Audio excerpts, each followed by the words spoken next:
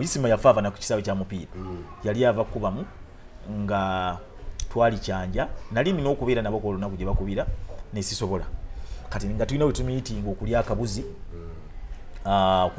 tunywa ku buugi tunywa kabuzi awo ne kacyayi ekyanja ewamugenza Katongole so waliwo n'akazimbe opposite baba kayita percentage ka Budala Sengoba kati nga tutuula nga akapiira kawire ne tukuba ku lwali musajja wange omanyi olwali lwe vibe ye kati that lwafa twali tulina okugenda kapiira nze nesisobola nga omanyi tuli ba mupiira kati munkuvaayo nga bwona ayambuka atulaba akuba ku ngome nti ya enzija kale ate tutuula embozi yaffe egenda mu maaso kakati ne tuwulira amasasi papa masasi nga 3 nga muwulira bro distance mpanvu kubanga ezo enju zasula kondoza za Yasini Sentongo omuganda wa Miss Kigundu kwa yali asula kati bwe tuwulira amasasi kati mu kyanje ebiseere wali wakafoli omwami omusirikale oba bodyguard we yamukuba amasasi engola minister kati ne tulowooza gavudde eri wansi ng'agende gayaza amasasi ne gaddamu amalala ng'enkumi 2 kati ku this time muganda ne twagawulira nga tugawulira galinga agakuba ffenna ne tugenda wansi kati mukudduka bwe tudduse tugenze n'oyo Budala tukute moroka nziruke tuveeyo kuba sisula wala nekyanya tudduse tugende kati watugenda gayo yasigalawo n'atukubira n'agamba naye mukimanyi nti Isima bamukubi omusajja omuyindi ajja kera mukyafu n'omulimu ku Bukedde asule opposite Bukedde yes ate wafuna opportunity ngereeta ngeyagala abantu abalala nga ba accountant obanga ki ng'akubye India waliyo omulimu ate visa tugifunira wano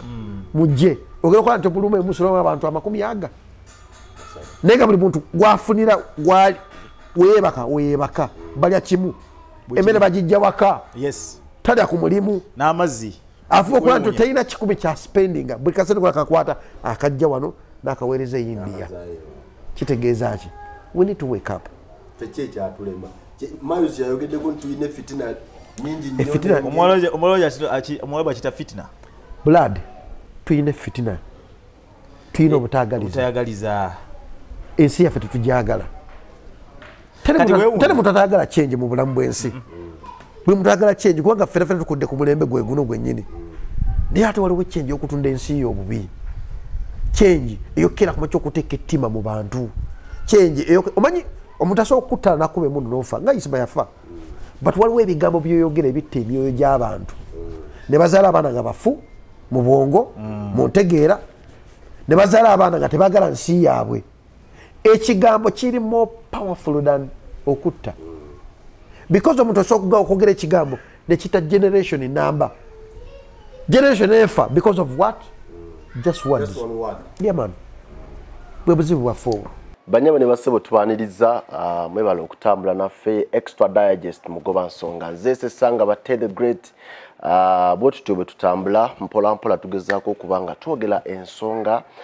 n'okusingira ddala ze tukkiriza nti oba ozeetaaga zijja kukyusa obulamu bwo ate n'okulaba nga atwongera okudiginga deeper and deeper mwezo eziba zigenda maaso mu ggwanga olunaku olwaleero neegatiddwako basiniya bange tulina Jacob Omutuuze the citizen yeah man namba alina signature ya Namwaya division yeah man the most wanted nawo kateeka kaako the most wanted yes boss still mayor to be njerowooza walagenza okulaba ebyobufuzi bino watidde sikuze sitya kikunyize lwaki ogamba most wanted ani akwagala most wanted abalonzi nina abantu abanteeka bangi kayinza wange most wanted abakuwalana abanteeka bangi bakwagaza ate nange munaye mmanyi leka naawe ate gwe oyambiddwa olwamiti wejjeemu ebintu ebyo oyambiddwa z'olwanyi okyatya gwe oyambiddwa olwamiti gwe mwensi mwokoledde temubadde mu ddogo eriwa ensi mwokoledde anti nze eddogo oyina abakuloga nze ng'omuntu ndi eddogo kati katondekeko waliwo ne watali witchcraft by the way nyaja siguba wa mtu munene nomanya nti nja kola kino ndi dogone na jate kusobola Nemaoz Lwamiti tuli naye olunaku olwaleero tugenda kwogera ku nkyukakyuka mulimo guno ogw'amawulire of course ne social media ine engeri gyeyongedde okulaninga mainstream egitwala ka speed wadde ngera abangi bakkiriza nti mainstream ekyaliwo naye nga byonna tugenda kubigatta mu mbeera nti omwaka gwe tuyingidde bukyanga omu ku bloggers abali ab'amaanyi buli omu beyakkiriza Isma All Access akubwa amasasi agamujjambula mu bwensi omwaka guweze naye ebiseera ebimu bw'ogenda otunula ku social media okwo ku Facebook ku TikTok nawa olaba nga ebigambo bikyakomawo kitegeeza nti nno Isma akyali mitwe gy'abantu n'embirowoozo nali overseer w'ensi bayidayo bingi byalaba nalaba ne munywanyiwo president w'olugambo ng'akomyawo era nga nti kino Isma yakyogera kyabadde bingi bizze nti kale kino Isma yakyogera n'ebyabadde neŋŋamba nti kakati tumulangire mu lubu lw'abannabbi tumulangirirewa kubanga olwaleero yavaawo naye bingi onokulaba nga bakomyawo mwe kino kigenda kuba bwe kiti mwe kino kiri bwe kiti omusajja yakyogera yeefiira dda naye kati kimaze ne kyapeninga tumuyite nnabbi no ekyamazima mu nsi yonna abantu tebarespectinga abantu nga balamu tebaturespectinga bulungi bwaffe olaba muganda yange oyinza okubaganya okubiza programu eno bulungi naye nga nze okujja nekugamba thank you for the good work ndaba kibi kinnuma naye nga mutima nga omusajja byakoze birungi and that's very bad depression yeeretedde abantu bangi okukola ebintu byatandikoze ate nga baba balungi mu bintu byabwe singa eggwanga lyaffe likeera ku makya ne lyappreciatinga abantu abalungi nga webalinga olaba naffe abazungu Michael Jackson oyo bamukolera yali one of the BET baji celebrating nga wali naye nga bagezaako okumulaga nti you've done good okoze ekikyo mu nsi on that show ndowooza yali nalabako Asha Raymond yaliko ni I think teyali Jamie Foxx one of the comedians yani oyo guy erinnya linvudde mu mutwe yajja ne bamugamba olina okuzina Kevin yali mu Rashawa ni Jack Chan bamuyita yali mu Rashawa yazanya ne Jack Chan mu Rashawa eyo erinnya ligenze oyo guy so yaliko ne mu Uganda Chris Tucker Chris Tucker yali nga MC ne ba Asha ne bali bakola rehearsal ya beat yabo bakola ennyimba za Michael Jackson yajja natula imagine nga Chameleone atudde oba Misaki oba Bebe ne matuula eno abayimbi abale bayimba nga bakola ki nga wali awo bwe tutatuuke ku level ya ku appreciating n'okyawo omuntu lwakuba akusinze n'okyawo omuntu lwakuba ayogedde gwe kitakunyumidde tetugenda kikitutetedde olwokuba ayogera gwe kyotakkiriziganya nakyo gamba ne Grammy yateekawo ne category nga Dr. ono Charlie yakola Dr. Dre nga yalina gironda nga ye okwapreciatinga kikyakoledde music wensi yonna netekawo category nga buvunanyizibwabwe ye nga ye producer akyasinze yakyasinze nibamuterawo category nga ye alina gironda naga nti okusinza mu industry yamekawe ono yagigwana that is respect exactly so respect eyo muganda wange singa tugitwala mu maaso ne twetunuulira n'ogamba nti omuntu singa abadde ali smart nga ayambadde n'awuuma mugambe nti oli smart omuntu nga alina kyakoze n'alaba nga akikoze mu butuufu bulungi abazungu bakikola mu kapiira olaba ttiimu ezitakwatagana naye n'olaba omuzannyi weeri abawagizi bino ne bamukubira nga akoze ebyamagiro bonna ne bamuwa ne ka stand up appreciation exactly so kati okujjako nga Mukama Katonda ensi eno Nabbi Muhammad bazze ne baddamu ne bagikolera ba Jesus ne bagisabira ne bagamba nti Uganda obutaagaliza enkwe okubeera futwa kyekituleetedde obuzi okuba nga progressing agenda maaso jjajja Isma Alexis okuzaayo ku kibuuzo ky'obuuziza Mukama yali yamuwa ebyobugagga bingi yali exposed first of all yagendako e Europe ate nga Mukama yamuwa obwongo bwe omutwe gwe yali Gombe nga is one of the best students ne bagenda ku university nga obwongo bwa akwata mangu ate n'amala n'afumita n'akola analysis tayogera kintu nga takimanyi. Never. Yasukanga kola research. He comes najja n'agamba wano nga watugambye nti oyagala tujje wano ne tukubuuza tugenda kwogera ku kindi tugenda tuli ku bulambu bwa Jjajja Isima ne tugamba akati tumumanyi tubadde naye Isima nga tajja ku show nga takoze research we ate nga ayogera opinion eyiye nga alina kwagibeesingira n'agamba kibola abantu bamukyawa naddala banaffe aba opposition not because tabaagala naye nga akuwa ekintu mu Uganda abantu baagala balinga bakyalo omukyalo ayagala omulimbe ate nga alaba omulimba naye nga si kituufu tagala mubuulira mazima ye Isima ajja n'akumi n'agamba nti omanyi bwe ntunuulira nganze kijja ne bwe batafunamu nga jaga bwe ntunuulira kino kigenda okubeera nsuubira kigenda kuba bwe kiti bwe nsuubira nze nafunamu nange nga tuwakana mu bintu bingi especially politics n'agamba olaba lwa miti olwaleero speaker bw'ajja n'ayitira eno bw'ati ne bw'ati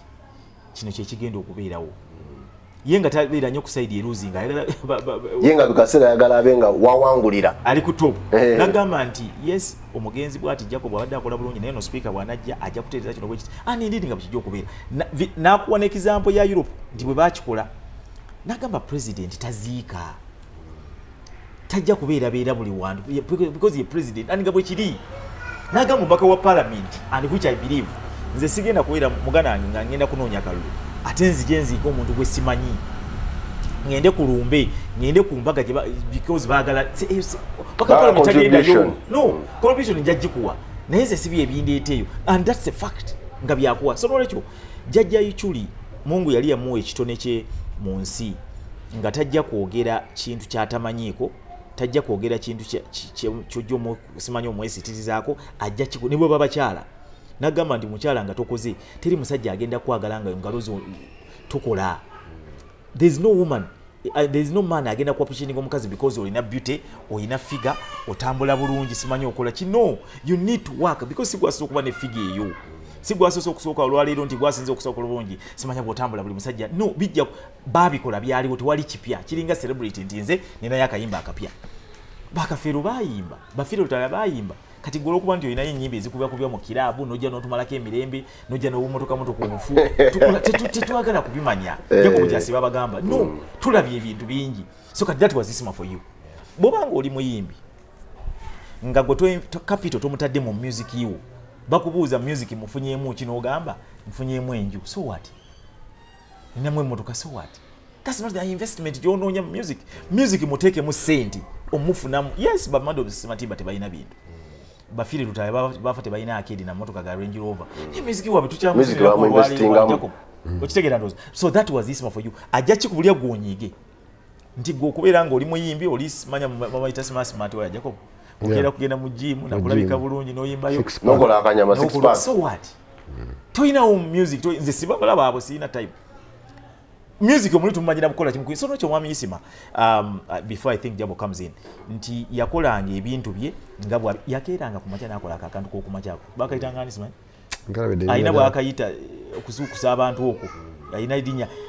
namugamba ko namugana egwe time eno ojijjawo n'okola ebintu bino ofuna muti nagamba amiti tojja kitegera bana Uganda tulina batwa naye nga byakola ku Facebook eyo si byakola ate ku TV twabiranga nono mu discussion twabiranga mu discussion za TV naye nga byayogedde eri si byajja okwogera nga ku TV si byaleeta era bwe nali muleeta nze naleeta Isima ku mainstream television yabiranga ku Facebook abantu bangamba oyo musajja ayogera bubi taina respect avuma president simanya avuma bano nabali namagamba no nitumbira ne wano inagamba nze kichon kimanyi goyagala abantu bali smart basibe matayi era ngenda gena afuna akatai sibine nyambale ne suit the man came dressed in a suit nga isibine tie atenga byayogera tabiddamu onfuna bulungi ekikulaga nti yali akola ki obongo bwali bukola yali akola tasangikira te bakugamba nti ojja kusanga yo omulala never Jacob jamani Isima mukujja engeri gye yafunamu okwanirizibwa ku mutimbagano gye byaggweera ng'afuukidde ddala w'amaanyi tulowooze nti yajja na kyanjawulo abaaliwo baali tebakyayogera birina sensi oba olw'okuba yajjanga n'avuma n'ayitawo kyekyayamba Isima yasookera ddala Isima yali mu tayimu ye ekyokubiri Isima yayogera reality nze omu kuba victim ba Isima naye yali ampisizaamu ku makya show ye era akola nampisamu eggaali but mu bulamu bw'ensi buli kirungi kibako n'ekibi kyakyo mu kufa kwa Isima nayigiramu ebintu mu bulamu bw'ensi osiba olaba ebintu bikyuka mpolampola omuntu ng'ali mu tayimu ye buli kimu kyakwatako kiba tiiki okitegeera n'aba afudde alina impact gy'ateeka mu bantu buli muntu yera alina ddoboozi era buli muntu yena mutume but abantu abamu basalawo kusiigaza ekyo because ensi tekyayagala mazima bw'oyagala amazima bakuyita motivation speaker bw'oyogera amazima bakuyita fala bw'oyagala amazima kale kwiga ensi tekyayagala amazima bangi balina amaanyi agalinga ga Isima but tebaagala keera ku makya gajjayo kati Isima yastalinga out weyalaba nti media at large aina buvumu kwogera ku nsonga ezimu yina atinga out cause eyo okitegeera ekitali kibi but end of the day nze kyampe ky'okuyiga kiri kimu kyokka nti nga media ba media personality bangi abalina amaloboozi naye nga batya okwogera nga ate okwogera ku nsonga ezimu nti ate omukyawa okitegeera ate kyova nti Isima emikono gye gyali mitono naye gye emitono egyo gyasobodde omujjukira egyo emitono egyo gyasobodde okukomyawo byeyayogera nga biri mu reality bitandise okukomawo mpolampola kiba kitegeeza ki you don't need a lot of people to change the world you just need few people abali focused abasobola okutambulira mu same direction n'abasobola okulaba ensi nga woogiraba bantu bangi bali mu nsi naye nga tebagira nga woogiraba gwolina engeri gyolabamu ensi yo nange nengeri gyenjirabamu ensi yange kyova nti omuganda agamba nti omuntu waali walabira enjuba okitegeera kiba kitegeeza nti buli muntu alina endowooza n'endaba ye y'ebintu bakitwala omuntu ow'enjawulo okwefiiriza n'okusaddaaka obulamu bwe okulumba ebitongole ebimu bye n'atagambwako abantu batono asobola okugamba nti omwana omanyi kanumbe Crane Bank oba kanumbe Standard Chartered kanumbe government kanumbe speaker okitegeera because mulimu abantu abeera mu code of power tebalina bifo niyo mulimu gwabwe kwetegeeza biki ebitambula mu ggwanga abantu abo balina amaanyi agajjawo obulamu agavuwaza agaggawaza omuntu yasobola okujja n'aleeta ddiiru waleeta ddiiru n'akulukiramu ddiiru n'ovaamu n'essente ate omuntu omu yasobola okupangira ate essente nezikuggwako so abantu abo ng'ogenda kukeera makyo balumba there's what we call the invisible hand gy'otamanyi ng'olumbye muntu ne waliyo omuntu eyateeka muntu mu kifo ekyo amwagala awo amuprotekingira awo alira ku oyo omuntu agagalira ku oyo omuntu osegera so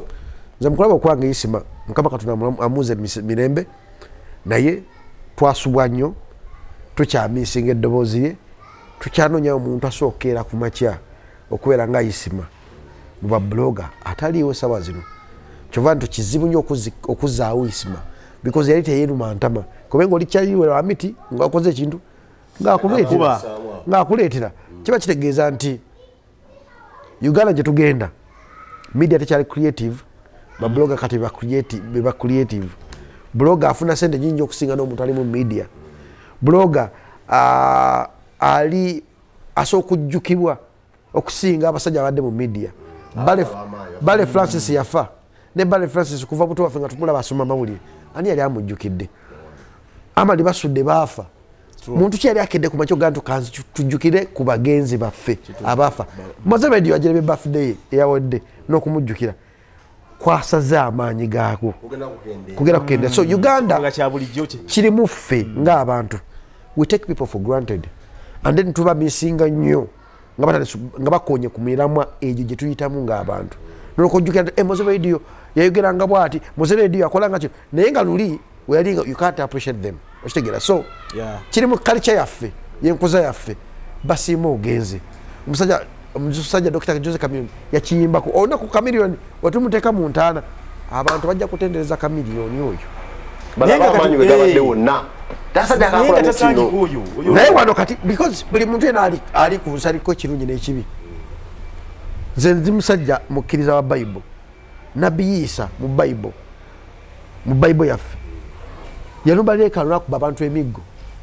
kutundiramu byamaguzi mu yeekaalu okitegeera kiba kitegeeza yali 100% mutuufu nga mutuukirivu naye atuuka ekiseera n'avaako naga muyinza otokola ekintu ekyo tokitegera olaba nabbi Isa akeera kuma kyokukola ekintu ekyo olwo ate gwe omuntu mulya mmere so tutunya nnyo ebibi by'abantu bye bakoze ddala okutunya ebirungi tutunuulira nti omutimbagano bangi baali bakoledde ku mutimbagano Miles nga bazze naye nga oba oli awo oba lulimi lwe baakozesanga nti Isima alina vibe gye yayongera mu blogging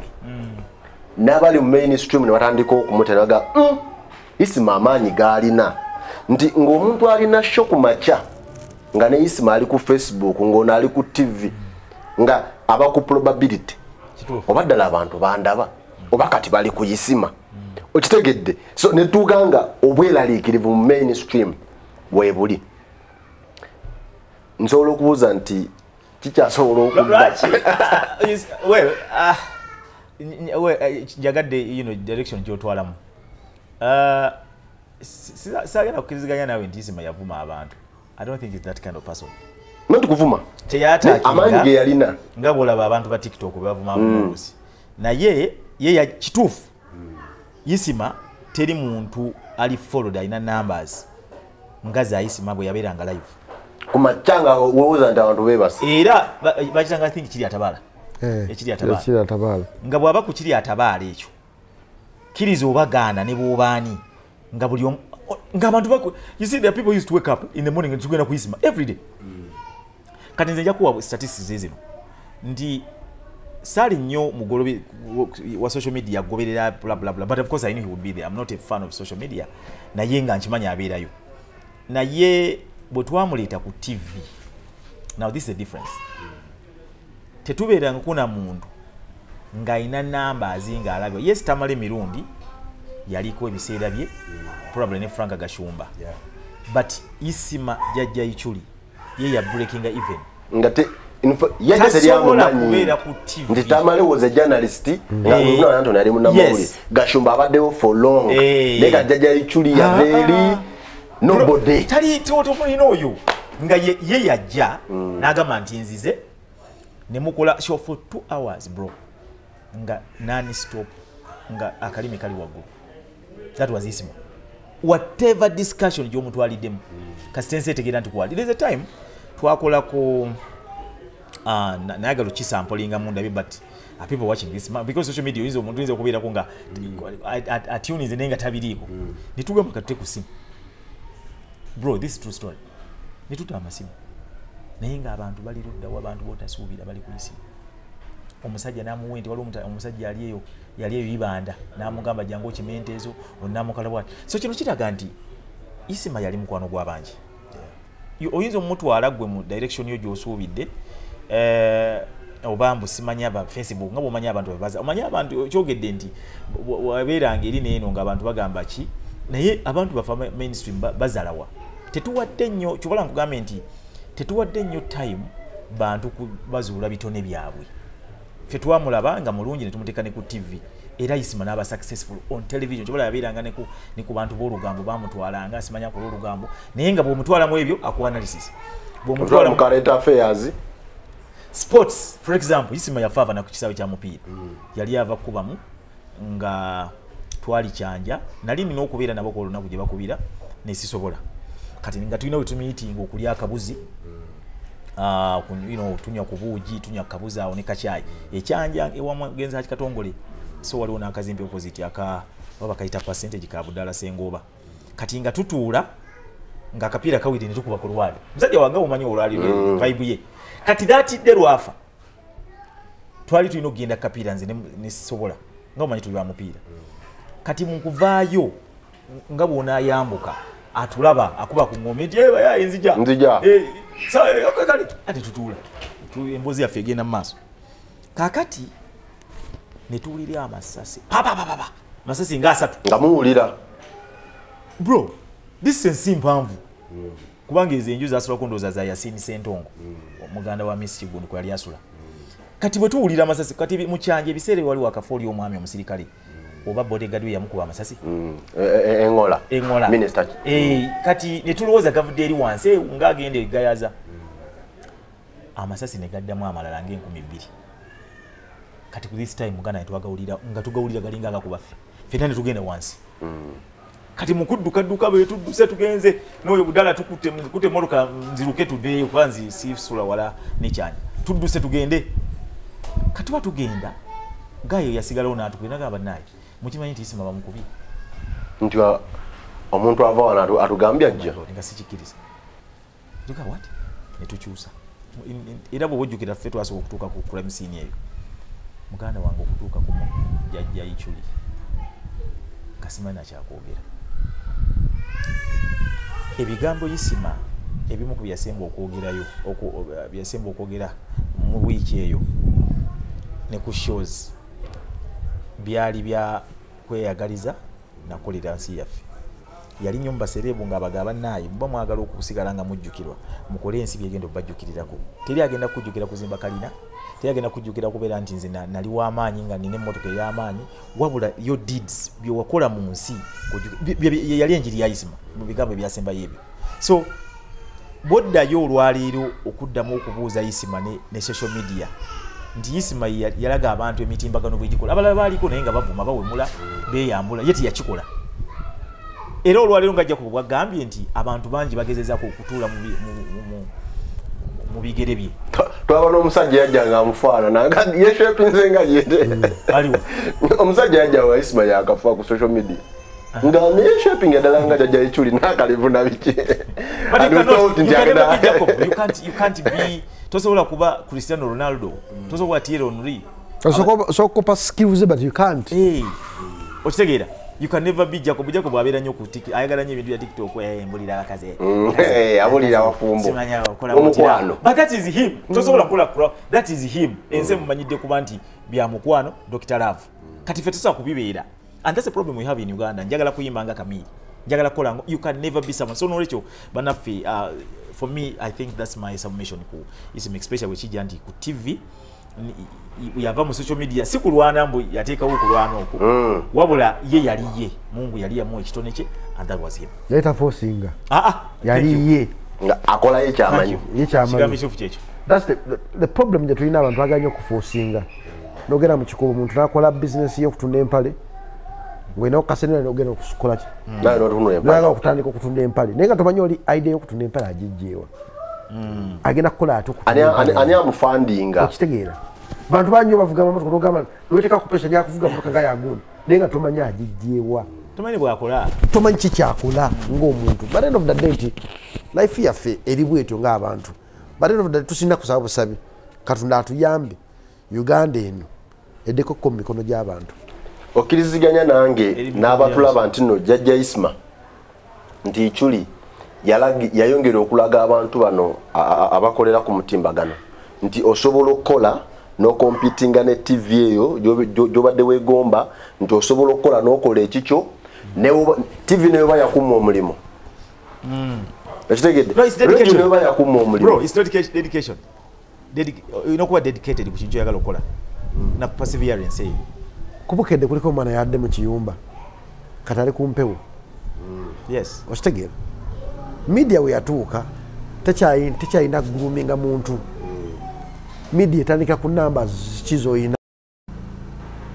bana bagoberera can you make a change can you make an impact mu audience gye baagala bantu bangi nnyo abali ku TV okwo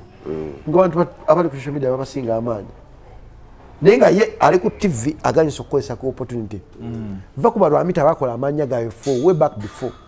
nti Lwamiti atukesha nga ya maintaining maintains brand gye bayita Mayos Lwamiti naye waliwo oli eyakajja mu system ng'alwana kubeera nga Lwamiti ng'alwana kubeera nga Jacob we yali naye nga tamanyi tuno mu media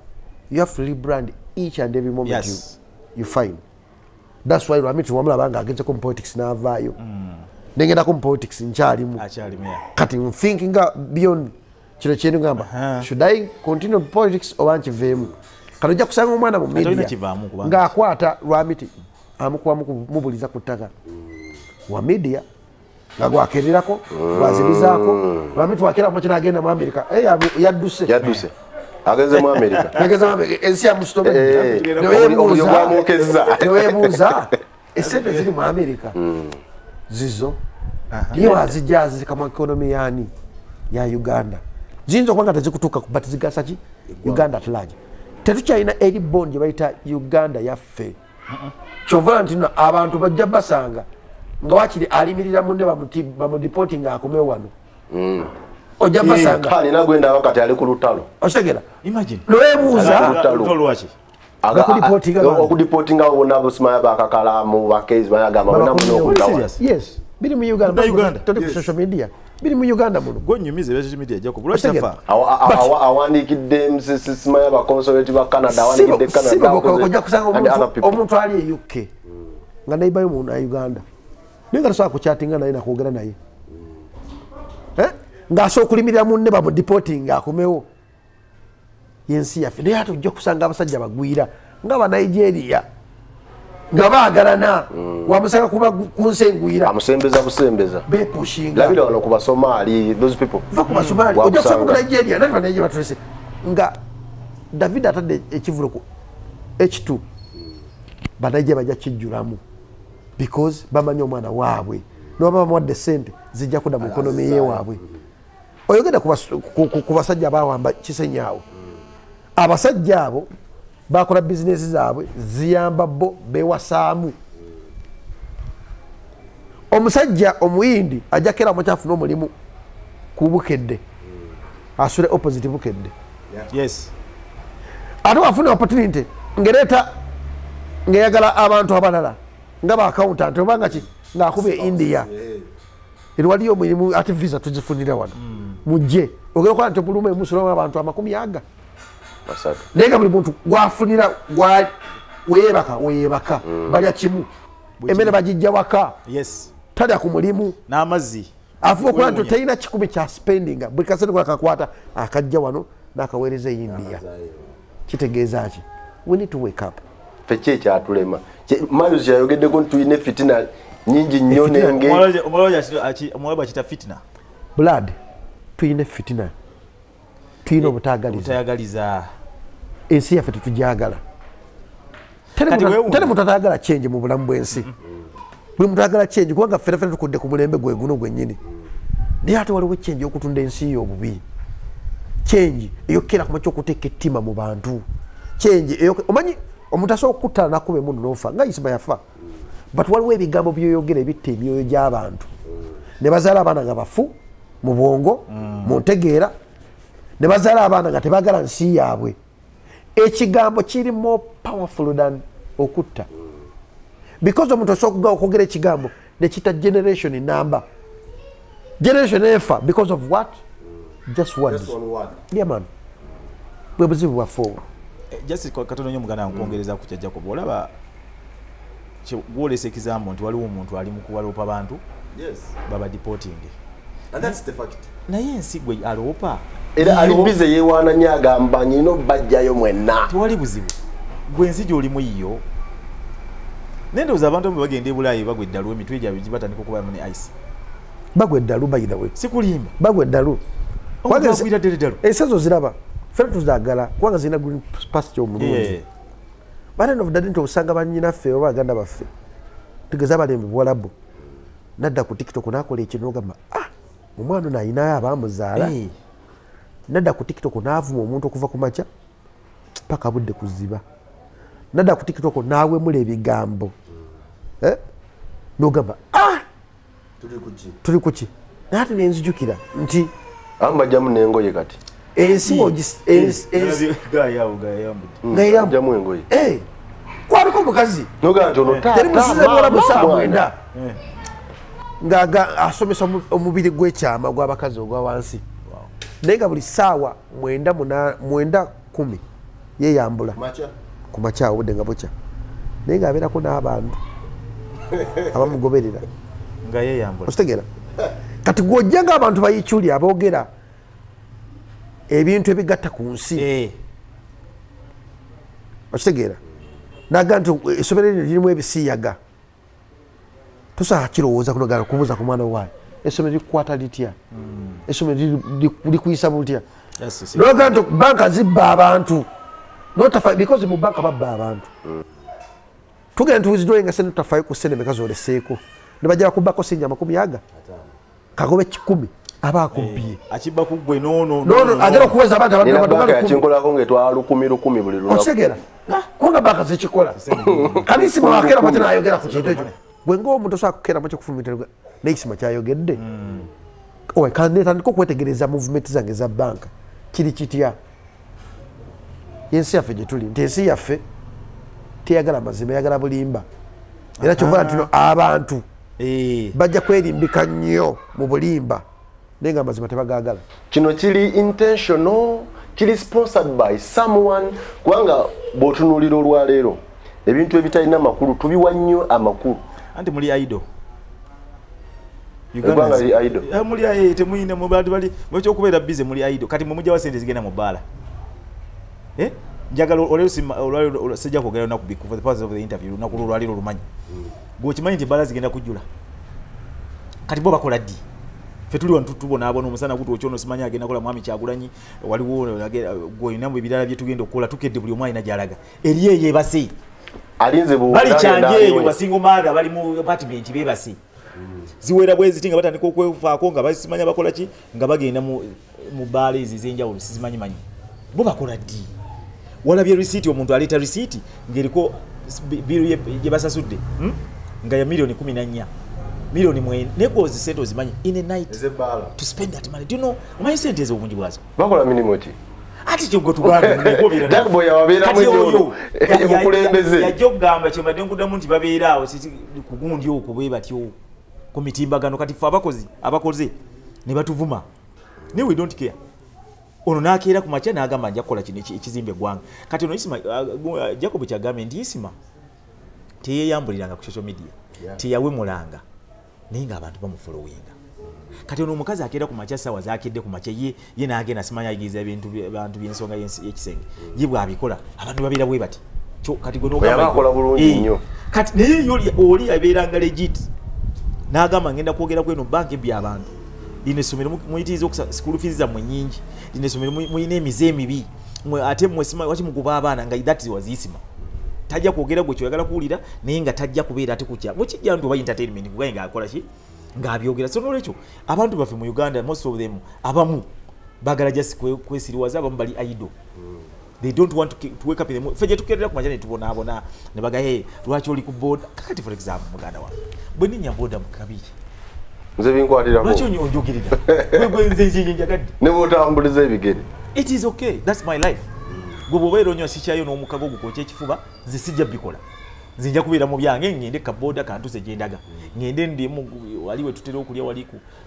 mu lufula ndiye mmere and I'm happy with that lwaki munjogerera by the way bro twejjemu omuze bannayuganda ffenna abatulaba ssaawa zino yonna gyesinza okubanga otulaba tokola bintu kusanyula mulala akulaba no kola kusanyula gwe kiki ekikyosoboka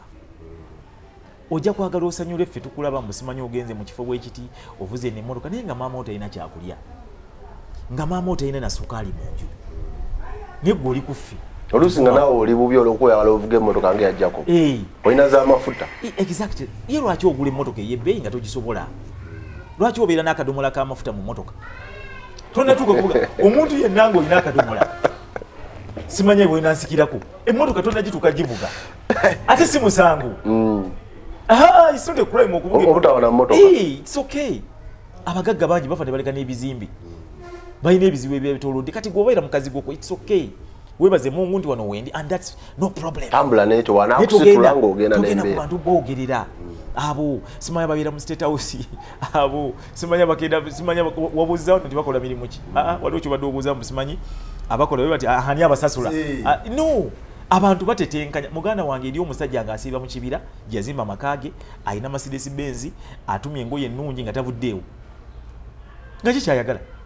n'okutwogerera abantu aboogerera abantu abagenze ku kyeyo nga sinnakyerabira oyinza okumbuza n'enkiva mu mutwe nakino kankiyiseewo muganda wange tomanyi bakeera kusaba visa you have no idea abantu bagenze ensambi akadirisa ne bamama visa bayitirivu kati oli akubya akajji n'agenda atereza obulamu bwe gwe n'omwogerera gwe nawe kakuba wakayise kangu ogenda okujasa ogenda e Canada milioni 8 ticket okufuna visa jasi yokwa kiyinza okutwalako milioni nga 3 ku 4 gw'okutambula kati oli agenze bibye gwe tebikwatako ate abasinga n'okuvuma aba so naye yagenze nze waliwo yali kasuku mani kasuku nebyasanga byayogera manya abo baba batamidde musajja omanyanya nnyo omwenge ne gumuteyitirako yagenda agamba kasuku oba naye wankubira nagamba lwamiti yayiseemu wallahi billah lwamiti anga twetwogere ali Boston muganda wange nze buli mwaka ngenda mu America ayina okomawo ate nenkomawo ne bwembeerayo ne bwensigalayo kutyako busi kibi bulamu bwe obeereyo kyogenda okukolayo kyonna abantu ne bankubira lwamiti but what's wrong with me ogenda okutekola ebirala oba abali eno tulowooza nti omuntu okugenda kali goganye nti yagenze naye bibe ebigambo bibiri yadduse bwebatakyogera mu kudduka yabombye webale nnyo tukyalina endowooza nti omuntu okuva n'agenda e Canada naye namu America ensi eba emulemi lwaki bwe tulowooza golowooza bw'otuuka eri ogenda kutuula butuuzi era oba egenda kukola nze nava Hoima ndi omuntu wa Hoima onfuna bulungi nenzija wano netuyiyayiya mama wange nangamba agenda mukole mutye mutetenkanya okutuuka bwentuusa olwaleero kitegeeza nensobola okuva e Hoima oba e Masaka wa Middle East nengenda e South Africa onfuna bulungi byonna bye byakutetenkanya kati lwaki ogamba mbombi bwe nkuggyeko kyekinyo kyenkututteko kale wabakale agenze ofiirwawa what do you lose as a person oba mba bakyagala okubalabako kuki akusanga omukubire kajjambo kiki ennafunamu ennyumu yabombye kati ono wa politics probably is going to be a mayor inshallah bwaba mungu amukwatiddeko kyayagadde naye waliwo abanyiiga nga meeya bangi ono omusajja akola ebintu bingi akuba omupiira invest mu bintu bingi n'afuna sente ze n'okuvuga emmotoka gyavuga nti yamaanyi because he invest mu bintu bye kale lwaki onyiiga so bro bannayuganda bannaffe abatulaba omuntu bw'akeera ku makya n'akuba akajjike n'ajja ku kyeyo ate saa nakiyita ku kyeyo n'ajja okukola n'agenda okukola kyayagadde onfuna bulungi ate batunudde nnyo ba media simanya bannakatemba kasita bamukone ku linnya Patrick simanya agenze so and so it is okay Patrick yakoledde ku radio ng'azuukuka for the last simanya 20 years or 15 gomanye ekitegeeza okuzuuka ku makya buli naku ssaawa 10 nze nkola ku makya mmanyi ekitegeeza 20 years lwamidde nekisa kikino nti Patrick wakera makya gande nyusa radio ngeze kukola boutique onalo lutalo musango aba agudde ayinza ota ku Patrick gwe tuwidde gaakulu bagala ovana otambule gasuka ku TV zotoza nzenene bagenda oli kwa Jazera there's a time when ajambo na mwaya nali mpangisa nyumba yali ya mitwala 3 like 17 years back sasa nyingi ezera omukazi najjala ngamba yali apartment nizo alikasende kanyi sebo omukazi ajjala ngamba kwamba gwe Jacobo ne mugamba asiyenze nagamba ola nagambye uli obuvuka tabusa tikasobola kusulaawo buli obuvuka bweraga naye nga yenze gwagamba ostegera wagamba munne omuntu n'assuminga ayogerako nga yeye omuntu n'assuminga a huge thing about you yes naye nga gwe life yo gitwala kubeera nomo ntosookera kumali wali mutonyinya n'oli emmere wembeera kumukedda nga maze interview singe tabusiringisi wali kumulufula n'endya naye nga ate omuntu ajja okukulegerega olaba aliira wano for example obeera mu kapiira bwokuba nabo okuba omuntu atera n'okutuuka namukuba ate endobo okitegera for example waliwo olumu nalinya boda omumbi omu nansanga nagamba ojja kufiira nnyo ku boda okitegera ojja kufiira nnyo ku boda naye nga ngipakinze somewhere olwokuba nali ku time ntambule ojja kufiira nnyo ku boda nemuntu nga katera mu muntu ng'ono so ensi yaffe gye bayita Uganda tetulina kwagaliza tulina ettima okitegeera ate tetulina kufubitiriza ebintu ebyo bisatu bweba tetubiina Uganda yaffe egenda edda mabega gwendako ekikutta obudde ekinaabu tojja kuwulira tola nti Libya eri bubi kati ate ffe tujja kusingawo ku Libya tola nti bagita bati eyo ebyaddala tola nti Congo eri bubi tujja kubeera worse than Congo. Tutunulire amawulire nti twogera wano ku ISMA All Access eyajja obuzina manya nti ogenda mu bantu okubaako kyembagamba naye tawe okubanga nina bwino nga nkimanyi kuba yamanya nti nno biba akafayalinga olwaleero omulembe guno ogwa media ye muntu ajja nga alabye social media nagamba nti Miles Lwamiti ayawukanye ne mukyala we nakeera ku maca ku TV nga ali confident agakagwawo Miles Lwamiti ate omukazi bakubaganye katabette tebayawukanye twogerera mu mbeera ng'oli ajja yonna gyakiwulidde oba ku mizigo oba abadde ayita mu kubo n'awulira emboozi za booda oba abadde avaawa najja naawe abantu facts ezo ne ziba facts naye Isma ye eyali teyakisoma nti nno kino kirinako awo ekiti naye ono aba yagenda n'asoma media ethics n'asoma media law na biki abatono oli agenda ajabuze jabobo basoma media law nga bw'okyogera ani nze mmanyi nti journalist kwanze course unit ze nakola bw'osoma amawulire naye si buli omuntu agakola yagasoma boolaba abo a few of them naye lwakuwa omulimu bwebakuwa omulimu ku ddembe kibaze okugamba nti twagala obe munnamawulire kyojja n'oyogera olina okuba ng'okirinako ki obukakafu ng'okitegeera ng'osobola okidefendinga olwaleero oli ajja nga talina defense ate n'aba confident ku radio oba ku TV. Njagala kusooka kwebaza olwezinze issue eri very serious.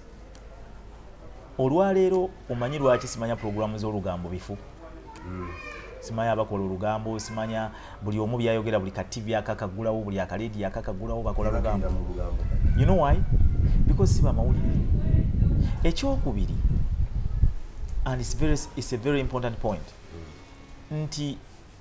abannamawulire betuyina olwaleero. This online publication is when obolaba simanya ba bloggers bani. These are not trained journalists. They are not. Omuntu kasabira n'essimu ye iPhone oba 10 whatever they have. Ng'atandika okujja ofiliminga ng'ayogera ku Lwamiti. Ng'ayogera ku Yakobo ng'ayogera ku mulala. That's what they do. But these are not trained journalists. They are not. Nze wembampa when I'm in position when I'm employing people. Ekintu ensinga okusooka okutunuulira amawulire wagasomye oba tewagasoma oga trainings because most successful journalists have been teachers. Abasomesa abasinga especially print journalists babadde basomesa ne bayingira then ne badde bakola ki abairako ne kitone kyo nadala print journalism abako ne kitone kyo kuwandiika wati yes baba you know naye amawulire getuyina olwaliro abali mawulire baana babadde balina gye bakikubira n'agamba kati ntambudde n'omuyimbi ennyo badde bamaneja babayimbi nsobola okumuwandiikako mbadde ntambula mbadde nnyo ku ttiimu ya Spice Diana mbadde nnyo ku ttiimu ya I don't know oba Winnie Nwagi mbadde kati I think nja kusobola okikola aba radio ba Jacob Bob batandika system yaabwe yali ndala nti jakola countdown yenga afa yawuliza n'olimba paka mu studio naye omuntu abeera ku radio gyabadde yo male nkubira omuyimbi mubuze kino ate nga amumanyi because most of the musicians abadde nabo abaliko olwaliiro nti mbamba manyi ne bwe namukolako analysis mbamba mumanyi naye omuntu ayogera ku muntu nga tamanyi ne gwayogerako yo oluyimba luze ne babu nga kyogambye nti nakwata ku nabiteeka ku TV okwo nga takoze na research n'alugano oluyimba lubi tebijja kukola tebamanyi era tibewogerako ate n'abantu abo lwaki bagudde olwaliiro kyovola mbadde njagala Yakobo I don't know how we can do this okutereeza abantu abasinga tuve mu kuvuma abantu ba celebrities baffe betuyina tubogereko ebirungi to embracing to appreciating tuve mu kulowooza nti nno tulina kukola mawulire ga bukyayi omusajja omulumu yakubira Kazibwe Kapo oyo Kazibwe Kapo yayinako omukyala we nga bw'omanya yafunako omukyala eyo n'azaala omwana ati owamawulire n'anoonya omukyala oyo bwe yazaalamu omwana nga bw'omanyi omusajja yafuna omwana we babbali n'anoonya oli omukyala n'amuteeka ku TV nga mugamba wama mwasisinkana mutya omwana amulabirira kati ate ono bamubuzanyira ng'ali awo atunudde bw'ati omusajja katono afe. That is very bad. Okitegera ndowooza omusajja alina omukyala ewaka kati oli yafunira olubuto lwe yafuna ebyeri naye omusajja bwamuteeka ku TV. Can we try to love our industry? Can we talk positivity? Can we preach the gospel of positivism, positivity? olwaleero wendi nebyengenda okukola benkolera weebali ndi w'amawulire singa njogera ku Jacob nti byakoledde ebunamwayo ebirungi bwe biti oba neŋŋamba nti gwe byokoze ku shoyo birungi. Can we look at ebintu ebiri positive? Why do we look at negativity all the time? Chameleon yalina ebizibu byayitamu ne mukyala we oba okanyemu, but you see oli mukyala we lwaki mwe celebrating kati oli omukyala n'abeera mu America n'awandika ku Instagram ye bano ne babipiikinga. Can we look at Chameleon ng'omuyimbi? Chameleon bw'ava mu nsi eggwanga lyo lifiiriddwa ekinene ennyo naye omusajja ajja kuba depressed bamwogerako eno bamwogerako kibula kati ajja kukola agamba nze nja kushininga paka ebbanga lyonna. Lwaki? Mashallah, alhamdulillah. Yeah. Because Chameleon temuyina gye mumanya mulina eggwanga. Just ya ina naye kwetereza ave mu kuyimbira makindi ayo mu kuyimbira sekuku abeere mu kifo n'agamba nti omwezi guno ngenda kuyimbira mu show ya mu kisaawe n'ogudako njagende boma njagenda bwati. But other than that muyimbi mu lwaki tunulira negativity? Olwali na Bebe Cool ayinza okuba kati wali nawe omusajja simanya wa Pirao avumye Bebe Cool. Musajja kyo wa Pirao. Simanya wali omusajja alina gye yabadde babibulira n'agenda ku Bebe Cool alina gyali yasala omutwe gw'ekiwalaata ali mukufumba mukyere bwafumba Bebe Cool. Ochegera. So mbadde nsaba muganda wange ne bannamuli abatulaba for the good of the industry. Kati tuve mu ebyo ebyokuvuma abantu babyabiyaga tebalina budde. Eriyo omuntu nga ayagala Jacob genuine abakyala. Kati bona jja n'omugerako ebibi audience ye ejagama muntu oli mulungi so bw'oyogera ebirungi nawe ojja kufuna numbers ojja kufuna abantu bagaye omusajja ono abantu bagala ba celebrity tuwogere ku bintu ebirungi bye bakola byebiri ebirungi nno ddala naye lwaki tunulira ebintu ebi kati aboogamba abamu abannamawulire abo abasinga abo mbalaba oli n'agenda simaana akwata agenze mu Fangoni akutte kutte omuyimbi nga dduka agenze ku Fangoni akutte omusajja oli tabyagala nabyagala n'ebibuuzo bibabuuza walako kufa muganda wa Chameleon we yafa ham ng'oli abuuza mama wa Chameleon ozaako ki imagine rubbish how do you ask omuntu afiiriddwa mbuzaako ki omuntu okimanya afiiriddwa omwana we mbuuza owulira otya nze kuba oli maaso naye mba ndi kufiira nobuuza rubbish you can't kyobola bajja kugamba oyo ali bwati because that is rubbish. So n'olwekyo abannamuwulire abatasoma nga muwulire badde bagasomye mwabakola ebintu ebitali bituufu era temujja kutuuka ensi ejja bagukyawo oba embeera wezentuwa kuba social media eyingiridde nnyo journalism kakati netulowooza nti tugiyite pressure buli muntu bonna mawulire kati buli muntu alina kasita ofuneeyo kasita obeera n'essimu eno weeti ofuka munnamawulire mu ngeri omu oba endala akwanga esimu eno ekujjako ebbeetu ly'okulowooza nze kyova sirina channel ya YouTube era sikola live za ku TikTok.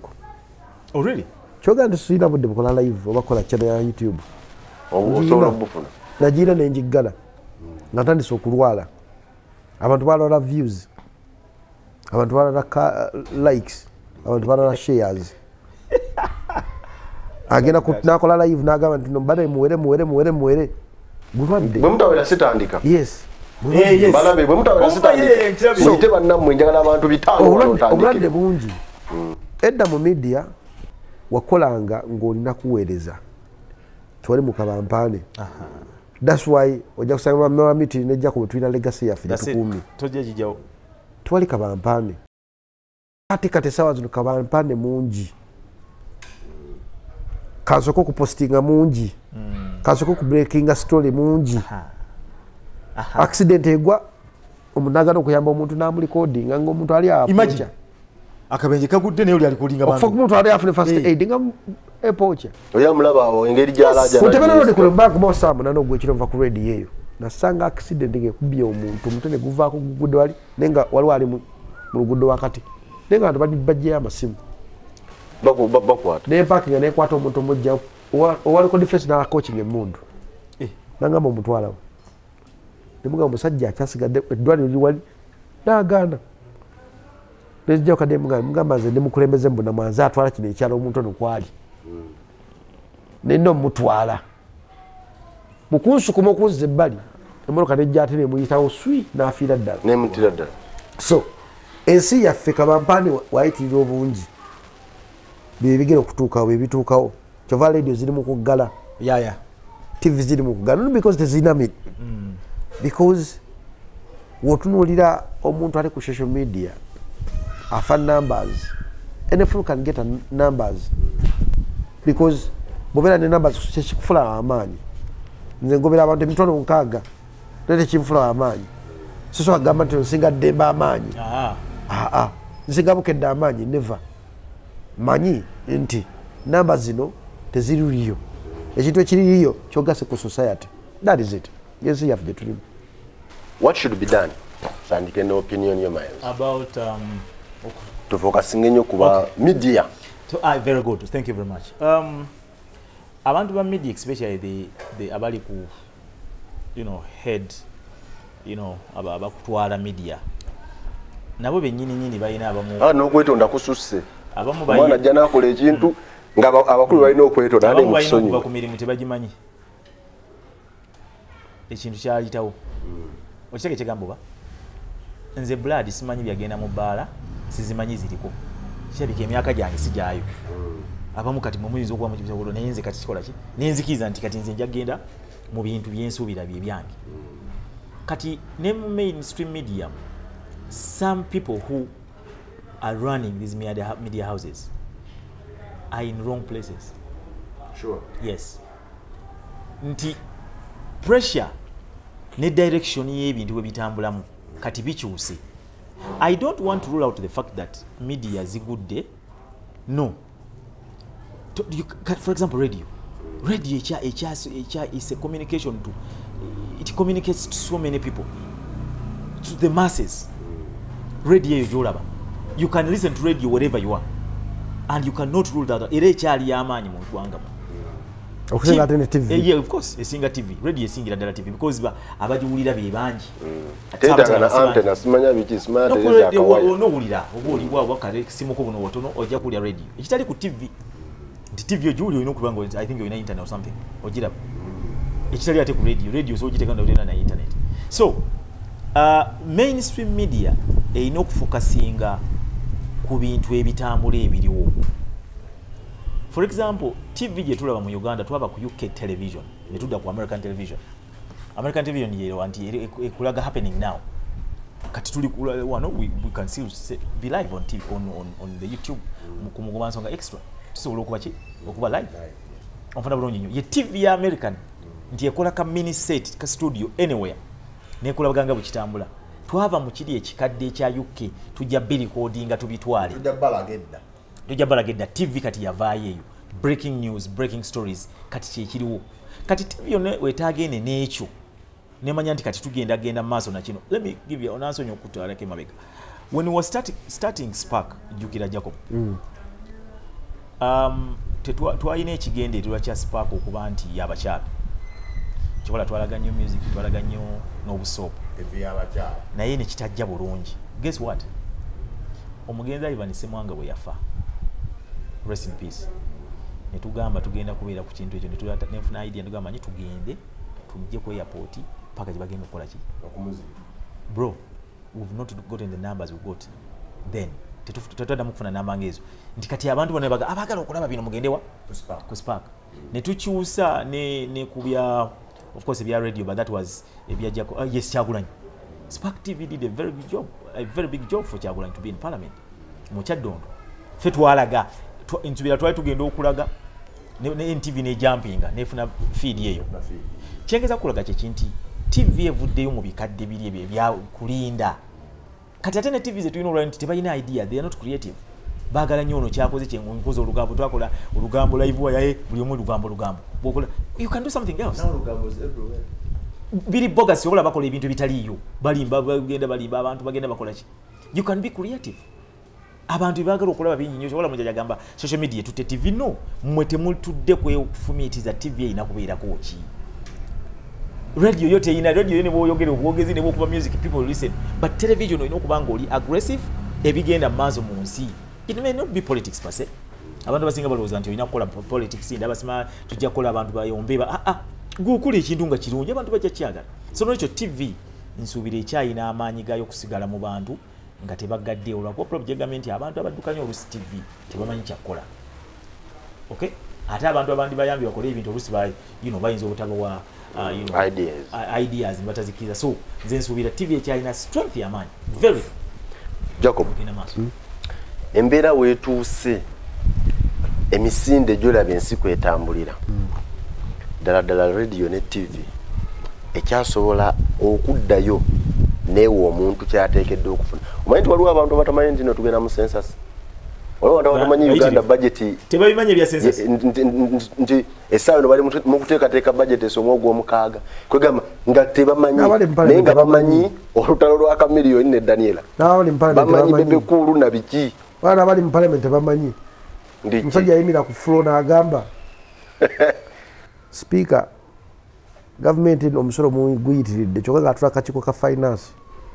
ke kasalawo emisolo egigenda okubeera mu Uganda tegeera kati n'abali mu parliament bamanyi. So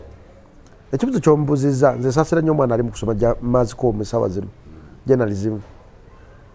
musaasira nnyo. Abasajja bazungu buli lunaku olukya basiba bayiiya essaawa zino osobola okuleka rediyo ne TV nga birwaninga for 5 years nga tekuliko omuntu aliwo nga biraninga bulaninzi we biti. Neno osanga omwana ali ku Umukati ali Makerere ali ku institute yonna ali mu kusoma journalism.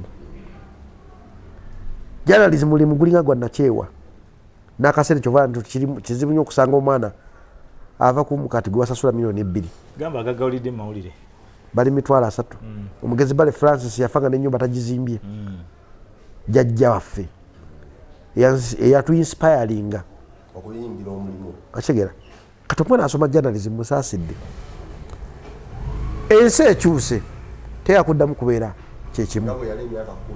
Lwamita gaye twakope American television tugireeta mu Uganda. American television terina nsonyi. President agamba fuck you. Tekirina problem kya bulijjo terina nsonyi. Ne tuddira TV ya America era situne tugireeta mu Uganda. Awo ne wali problem nti abantu bananyirima TV bananyirima radio tebabyagala kuva ku ntobo y'omutima. Bw'otandika bizinesi nga zojagala ku ntobo y'omutima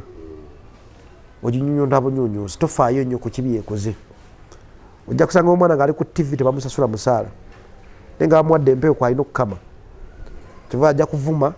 omuyimbi amuyita amugjemu okitegeera professionism n'afiira awo waatyo. Era nkubiza nnyo buli mwana asoma maziko mu ssaawa zino funa ekyaya kyogatta ku certificate eyo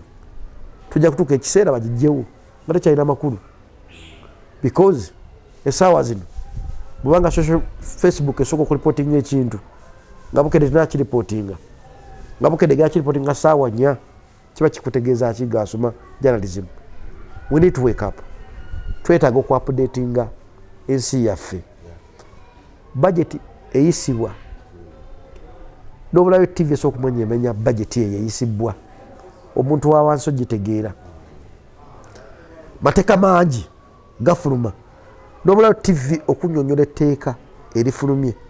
yensi yaffe tugendera awo tetulina kyekikolera. Embeera bwerikyuka tuyaba ensiisira bwe zenkanya emyoyo. Era olaba ensoma yaffe national yonna general yonna education yaffe wano tuli mu kusoma Gipirian Labong atagenda tugayamba weewaawo wadde curriculum egezaako kugenda nga bagikyusa okulaba nti tusomera abantu basobola okukola naye weebuuza ekibuuzo gwe bannamawulire bameka ojjukira wano Nandala Mafaabi bwe yali alina obuzibu ne Honorable Semuju n'amugamba gwe wava mu mawulire okujja mu bino wajja na sente meka how much money were you paid olaba nti even profession yaffe ng'abamawulire bakola ki enyumibwa eneeyisa omwana wamawulire agenda okukola press conference mu kifo ky'okukola amawulire agende ku mulimu alinda bamuweeyo ki entambula y'omusasi simanya bamuweeyo gundi kati ne dignity eyo n'omuntu eyandibadde akuwa ekitiibwa bw'olinda akasente ako ate n'ogenda ne balwanira n'ewantu balaba ne balwanira just okufuna obuntu 5,000 just 5,000 omwana freelance bw'afayiringa stories esente zafuna oba olusi ne story terwaninze oba tebagirwaninze kati alina okunayo okusurvivinga mu field yeno kati mu field ya surviving la respect nekola ki olinaga bannamawulire ojja bawaayo 10 n'okingambye ekyonze lwa miti oyinza n'okingamba kati baddidde profession bakifudde yakusaagasaaga nti ajja genda eri kyokka ne ku mulimu eri tafunayo oluusi kyamaanyi gyali gyasakidde gyagenda okukolera amawulire kati ojja kwesanga naye alina kweyiyiza eno mu field ate kitali oluusi kibi kuba naye alina okubeerawo naye kati gye yeeyiza ne batumalamu respect ne batunyooma ne batatukola ki ne batatuwa kitiibwa kati oba olaba career gy'olimu era oyo ajja kugamba kati mwe mulina kyabannamawulire okay akutunulira omusaala gwo gwafuna alaba yayi waliwo yagamba nti emisaala gye mugifuna nze ngifunira mu shemu nino mubuuza mu shemu singa ono awandiika oba akwata tv tabirete ku tv bandi kutegedde batya okitegedde ndowooza so for me amawulire is a strong pillar mu bino byetukolamu byonna tukiriza oba gaana olina okutambula that's the big arm gakyetaagibwa wabula ffe abamawulire naffe tulina okwetereeza nga ffe ne twewa respect omulimu gwaffe okola ki you're not any different from a lawyer ne lwaki owamawulire oyambala anyhow ogenda mu press conference bagwa bandi bagenda okubeerawo ng'ogenza oyambadde ebintuntu kati oli anakuwaatya ekitiibwa so nga ati bw'aba lawyer ajja kujja n'obusuuti bwo bwabambala bwo atiisetiise ali awo akwate obufayiro naye nga talina nnyo kyamaanyi dokita ajja kwambala ku mulimu gwe nga bagenda okwambala omusomesa kati naawe owamawulire ki n'osanga owamawulire ng'ayambadde ebintuntu naye alinga muyimbi ndowooza otera obalaba osanga omwana ali mu field naye ayambadde nga muyimbi ayambadde balina engeri nene bwe ziti n'ayambala empale ziri eno wansi bazisibidde eno zaagala kugwa ayambadde esaati wano yonna alingwa thug kati oli anakuwatya ekitiibwa gw'ogenza okuwandikako kyayambadde nawe kyoyambadde kitegeeza oyagala competinga naye they not respect you onfuna bulungi nnyo kakati nze njagala jja ngambe akusange naawe akumanyire nga bwamanyire oli so twewe ekitiibwa naffe abamawulire nga tugenda mu field tetutambula nga twenyoomye wakeera ku makya n'okola byolina okukola ate naawe okyalina okukola nekira ngajja kubwagambye yongezako ku kyosoma totunulire ekyo kyokka nze amuglad tuli ku mugoba nsonga extra digest because erabibwa tetwandibadde wano no wallahi nkubuulira sandibadde wano because I know ebyoyogera bituufu ate tekonjola nkufollowinga ng'okola ebintu byo biri oli organize ate okola research wako sandibadde nabudde nembeerawo no naye lwakuba nti oli organize n'ebintu byokola bikola ki ate bitwala abantu maaso sikuvuma nakuyomba tetwandibadde wano nemmeeyo so nolwekyo nze njagala ngamaliriza ku kino tuwe respect emirimu gyaffe togenda kuyombera mu field bannaffe ntera obala bagenda mu field bagenda kuyomba simanya kakasa no don't do that gukola kyolina okukola vaawo ogenda okufiringa estory ovaayo ogenda okola ebintu obyeditinge bulungi ensi bwe gyogenda maaso yaman ogateeka ekyenjawulo omanyi ne bwoba osigadde mu mawulire nolya okubuuza nti olina ki ekyenjawulo kati ekyo nomala okibuuza wano mu mainstream nona ng'opaledinga omuku omu nomuuza nti ki ekyenjawulo kyowa abantu ate bakirina oli akeera nayambala jiini nayambala negalubini najja ku music show kyekyenjawulo kyogenda okumpa erinnya lye abikoledde 10 years ago nakubawo ekintu kye bwetutambudde banyabo ne bassebo olunaku olwaleero extra digest mugoba nsonga mbadde ne basiniya bange bano Miles Lwamiti tanyoomebwa tayisibwamu maaso mu media industry abaddewo akaseera akamala ate era y'omu kwabo abagiyambye okubanga etuuse wano oba oli awo yali badde teva mabega ne Jacob of course abaddewo nnyo tumulabye naye kati yasalawo n'ayingira ensonga z'obukulembeze bwo obukulembeze butambula kawudoga nti nno nabyo bipooti oyagala bidduka nedda ebintu abantu tebaliriyo kyabapuikinga si kyebali bavumirira olalemeddeko naye ng'ate bo enugu gye balina abantu feesi ya malayika naye emitima munda gye bajja falaawo tebaliriyo kala nosaasira omulonzi bambi abamazima batini nnyo mu bya politics that is it naye n'abalonzi balekera obasabasaba nnyo ssente g'obadde w'amazima kekatiba kebakola kebabajja kati aka politics nti if you don't have money you don't have to say anything kati lwaki omugamba akolere nga yakuwa ssente ze wulira ensonga ki tebakola structure ya Mwami Museveni yakozesa eryemu kwe kuteeka politics nafuula business politics yafuuka business nego balonda atyo kuno kuddayo ku kyalo kuba mulondedde because wayitawo aze okubuza ku bantu tuguleyo soda bafide z'abantu wezituuka yasonda okufiirwa amabugo nze besije olumbe kuzimba church kibiki kuzimba church mukazi babongobye ewaka abantu balina school fees ebintu byamakulu batesa mu parliament babivaako nene badda mu kutunulira atya n'okujja okubanyonyola emisolo egizze kubanga mwanagira wati pa kasitoga ate ekyalugenda kusinkana mubaka omubaka alina okugula ebyokulya n'ebyokunywa okitegeera nabe tebabimanyi ate kiringa mu America tebabitegeera mu America abasajja abo kizibu nnyo okusanga politician ateeka sente mu bantu ekibiina kye ekibiina kimaking okuva ku posta because abantu abagira ekibiina ekyo basonda sente z'ekibiina kyabwe gwe omuntu kinamu kizibu nnyo okukwata ku kasente kono gandi tumanyi okitegeera so yensi yaffe gye tulimu tulina gigumira olaba Jacobo abantu bangi bagudde eddalo mu ggwanga lino abantu bafiiriddwa ebintu byabwe abantu batunze amayumba gaabwe abantu baluzinze their property baagala ku investinga mu politics ate bajja kujja mu sente ezo kyova olaba omusanga gwe njagala okola survey abadde mu politics ebisanja 3-4 oba whatever mu house oba ali mu parliament n'avaayo mu following okumala omwaka nga gumulabe kyaliko bakwetonze nina munnamateeka yesimba weeyo yesijja kwogera n'investinga buli kyalina n'atunda n'agwa naddamu muliza emyezi ng'etaano nga bagamba good yafuna akazoole that is politics. That's a problem. Yeah, chibinyo. Butambule olunaku olwaleero bwe tunafunanga akaseera tujja kujja twogere ebigambo ensonga ezitambula n'ebigenda maaso mu ggwanga olw'ensonga nti nno gwe tuli naye senior citizen ono ate ne Miles Lwamiti ebintu abiruddemu abitegeera ate naye akkiriza nti nno ebiseera gye bitambula tomanya ajja kuyingira obukulembeze. Nze Sesanga bateeka tusinkaneyo omulundi oguddako ye Extra Digest mugoba nsonga.